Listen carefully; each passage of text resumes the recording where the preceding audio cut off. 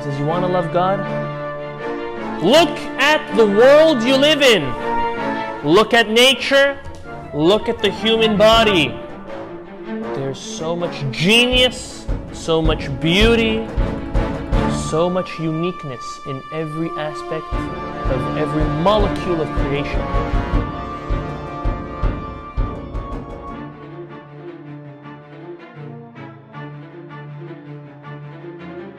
This parasha is Parashat Emor.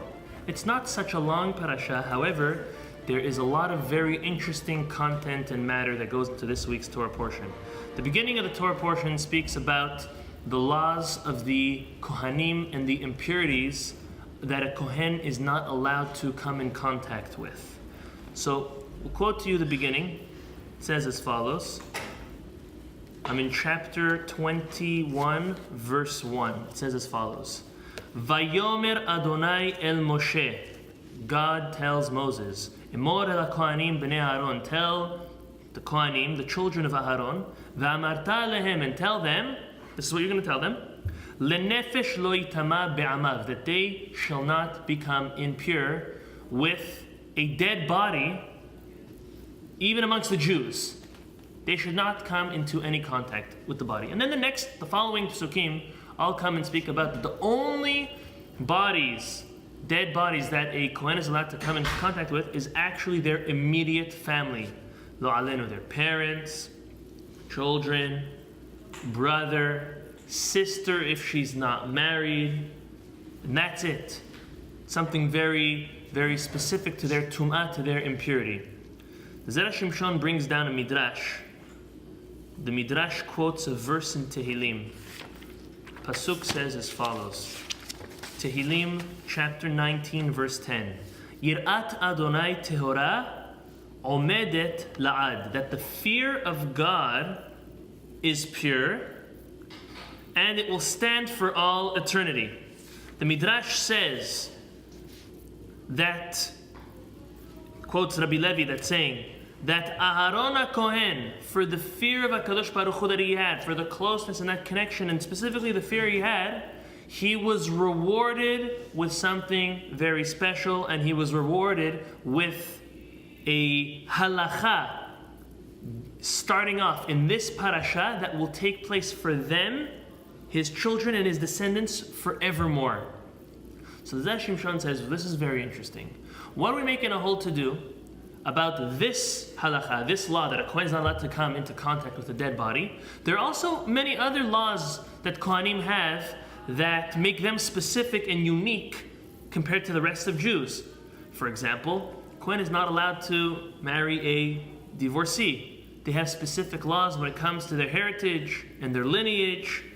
Why specifically is God telling Moses to make a big deal and reward Aaron for his fear of God by giving them this beginning of the parasha dedicated to Emor el HaKohanim? Tell the Kohanim. So he answers as follows. He says that in truth this is a very unique mitzvah to Kohanim, and it's not the only one. However, a Kohen might think that once they are already impure, there's no big deal of getting entrenched more in the impurity. For example, in the time of the temple, if a person was impure, it would take them a process to repurify themselves. So as a Kohen, okay, I'm impure now, let me just go, let me continue, let me just do more. I'm already impure, so there's no big deal. It works even better nowadays. Nowadays, unfortunately, there's no temple, there's no Bet HaMikdash, there's no Parah Adumah, there's no red heifer. And all Jews, unfortunately, are all of the level of Tum'at Met. They're all impure of being in contact with a dead person at one part of their life or not. So, maybe as a Kohen they'll say, what's the point of me keeping those laws? Making sure to avoid dead bodies, making sure to avoid going to the cemetery. Maybe it doesn't pertain at all.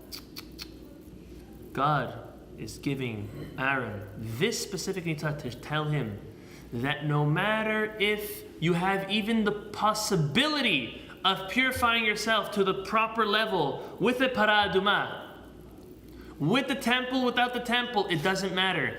Even if a person was pure, even if the Kohen was impure, cannot keep on re-impuring himself. Let's put it that way.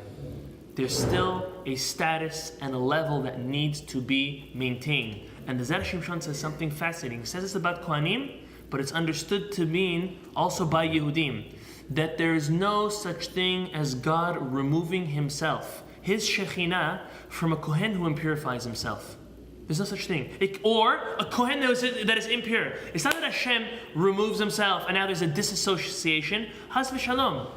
You're doing something God doesn't want from you. It was done on purpose, by mistake, with your will, against your will, but there's no right or there's no allowance to just keep on entrenching oneself even more and more inside. He says, straight up, the Zera Shimshon says that HaKadosh Baruch Hu does not remove his Shekhinah even from a Kohen who is impure. And this is a very strong lesson to us. Whether we are Kohanim, not Kohanim, whether it's the impurities of a dead body or any other type of physical and even more important, spiritual impurities nowadays.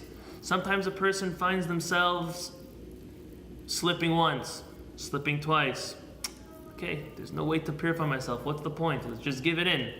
As we say in Hebrew, mi'aesh. Let me just give up on it. Yu'ush. You can never do that. Because HaKadosh Baruch Hu doesn't ever remove himself from us. What we do when we do something wrong, as the Mikubalim explain, is we create now a blockage between us and God. God's always there. We're just putting up a screen, and then a thicker wall, and then something even bigger. But just as a separation between us and God. But God never leaves. God is always there. God is always there. Yado peshuta. His hand is out and stretched out, ready to accept our teshuvah, our repentance. So this is a lesson for the Kohanim. This was a gift that God gave Aaron because of the fear that he displayed in such a prominent and noble way. It was given to him that all Jews, we all can learn from this amazing, amazing gift that Aaron was given. That God never separates us from us. No matter how impure a person has been or is, it never is an excuse to give up. There's always where to grow from. Every single little addition that a person adds, every effort a person puts in, HaKadosh Baruch Hu takes it, he gathers it all together, and he gives a person a very, very worthy merit.